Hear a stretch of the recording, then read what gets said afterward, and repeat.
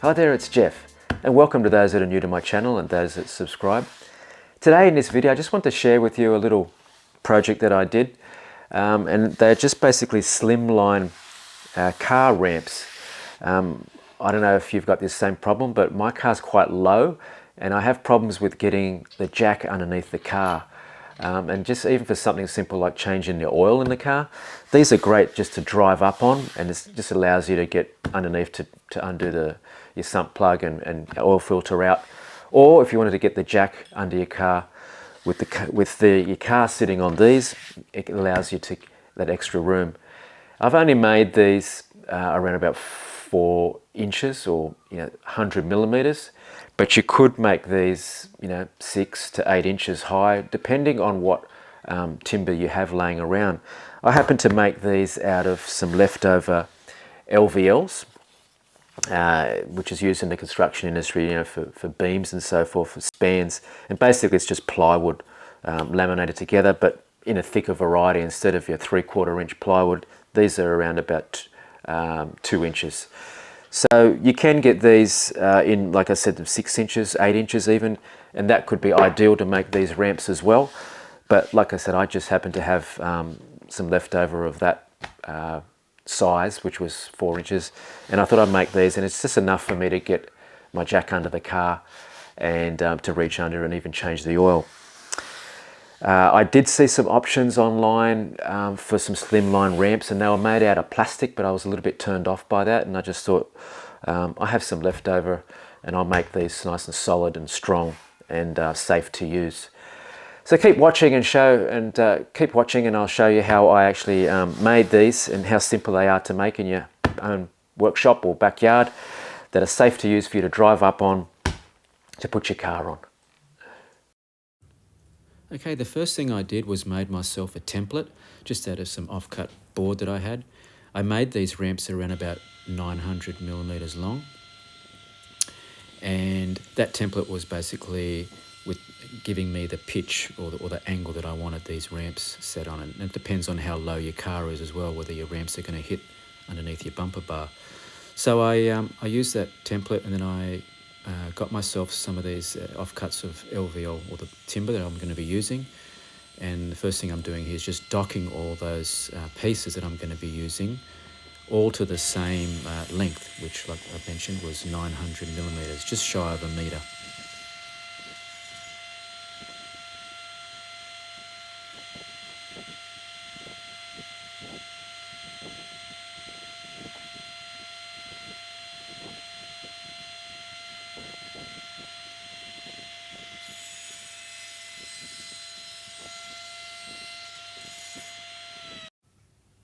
Okay, in this next step, you'll see me using my sliding table saw jig. This is where I actually got the shape or that angle that you saw on that template from this jig. And if you haven't seen my video making or using this jig before, you can watch it on the link above. But I basically just sat all my pieces of LVL, the timbers that I just cut to 900 mil, I sat them all into this jig, and the beauty is they're all going to come out at exactly the same shape as one another. So when we put these all together, they should line up very nice and neat and tidy to give you the shape of the ramp. Next, after I cut all these pieces to the same angle, I just made 4 reference marks with a center line in between. So my piece here is 4 inches or 100 millimeters. So you see me there making a mark in the middle, and just center punching those as well. And I'm going to be using, on the outside pieces of this ramp, I'm going to be using a speed bore to countersink into the material. You can see the speed bore there. That's so it allows my nuts of the bolts, when I bolt these together, to be sitting underneath and not sticking out, to give you a neat finish. So I just use my drill press for this, and I'm basically using my outside pieces of the ramp, the outside ones, getting those they're the only ones that are going to need this speed bore hole, just the outside ones. So out of, I used all up 5 pieces because they were 50mm wide, or 2 inches. I used 5 on each ramp, and that gave me a total width of around 250mm. You want to make it wide enough for your tyre. You don't want to make it too skinny so you might drive off it to the edge. So that may vary with your situation and your car, but I made mine 250mm, and these bits of LVL were 50mm wide. And the outside pieces, when you put these together, they're the ones that are going to have this countersink, which you can see what I'm doing here. They're the pieces that are going to have that. And once I did do those 4 speed bore holes through there to accommodate for the nuts, I drilled through with a drill bit which was thick enough to accommodate for the threaded rod that I use. So I used a 1/2 inch threaded rod for this, which you'll see later on. The trick is just to make sure you have a drill bit that's a little bit bigger than the rod, so it gives you a little bit of wiggle room when you do go to put this all together. You'll see later on. And it just allows you, when you're gluing up and you're clamping all these together, that you can line up all your pieces a little bit and wiggle them up into, get them all level, which I'll show you later on. But just drilling all these through. The drill bit is not long enough to go through the whole thickness, of course. So what I'm doing here is using my outside ones as a template, and I've lined them up to the one underneath. You're just sort of copying, and then I'm just starting the hole into that second one underneath. Then you'll see me removing that top template, you can call it, and then drilling the other ones right through. That's just going to have to be the repeated process. So here you can see me doing that second process of the one I just drilled it underneath, just drilling that right through. And that's just basically the process for drilling all these holes.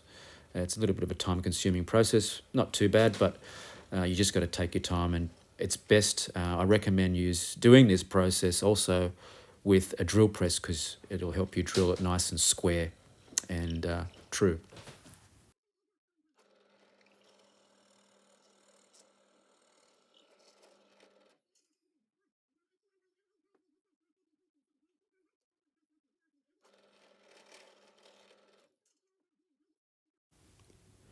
Next, I got myself a countersink bit, and you'll see me here just cleaning up each side of the holes that I just drilled. That was for the threaded rod, and it just cleans it out, and also just cleans all the burrs of the timber burrs and that, so it doesn't stick out. And you just want it all nice and clean and flat. Give them a little bit of a sand, so then when you do go to glue all these together, nothing's going to stop it from clamping together nice and leaving you a gap. So after I drilled all of those, you can see me here just lining it all up. I've got my threaded rod. This threaded rod is going to help keep them all tied up together with some glue. You can just see me here just trying it with a bit of threaded rod there. I've actually threaded on a nut on one side and then put a washer and a nut on the other side, and I'm basically measuring here how long to cut my threaded rod. So once I do get the measurement for one, you can see me here just tightening it up a little bit. I'll even put a little bit of a clamp on it, mark it with a texter, and then our next process is going to be to cut all my threaded rod to the same length for the next process.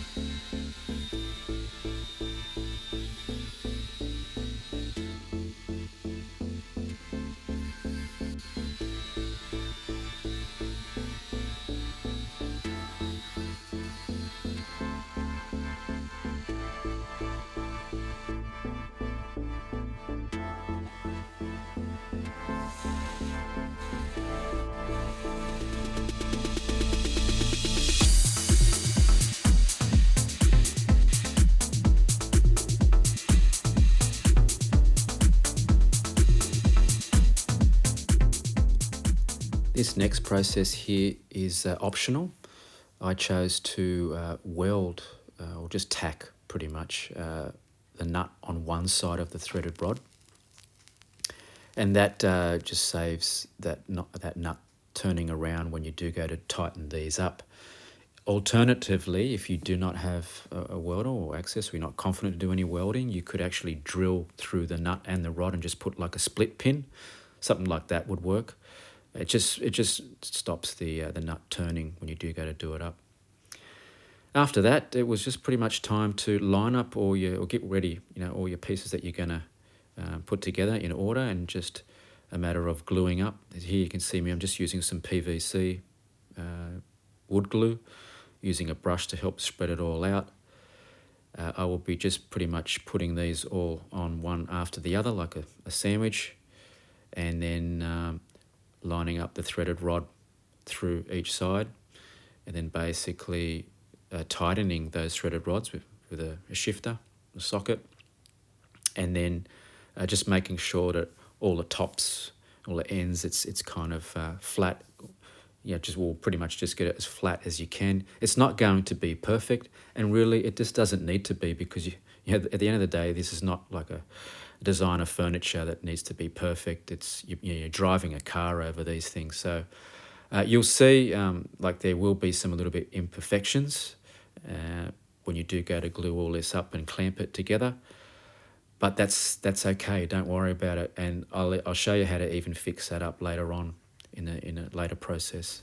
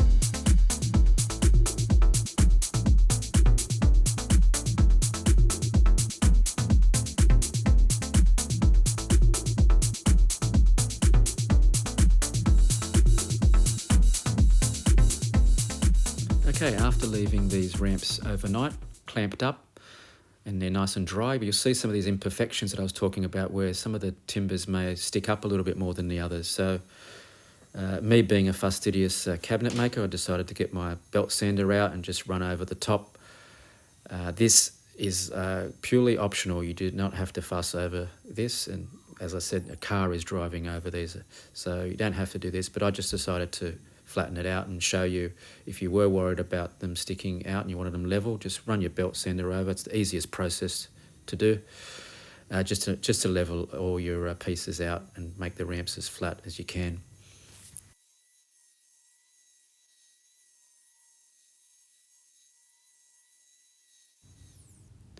Next, after that, I decided to get a little round over bit on my trimmer and just run around all the outside edges with a small round over bit, just so it doesn't, so it's not sharp, and when you're handling these things, because they are quite weighty, you don't cut your fingers or hurt your fingers. And then you'll see me in this last process just painting them, just giving them a coat of paint I just happened to have some acrylic black paint, so I just gave them a couple of coats just to seal them and protect them a little bit. It's purely optional, but yeah, like I said, I just used some black paint here. A bright color would probably also work with these two, so they stand out, and you can see them possibly a bit better. But yeah, I just gave them a quick coat of black acrylic. One thing to note too with the design of my ramps, and I'm probably going to get some comments about this, but I didn't put an end stop on the ends of these. So in other words, when you're driving up the ramps and you don't drive actually off them, it's purely optional. It's probably a good idea to do that, but I didn't do that because I'm thinking about putting some higher blocks later on at the end of them to drive even higher. So that's why I left that off. Well, that just about wraps up this video for today. I hope you enjoyed it. If you did, press like, share with your friends, and don't forget to subscribe. And hopefully I'll see you in one of my next videos.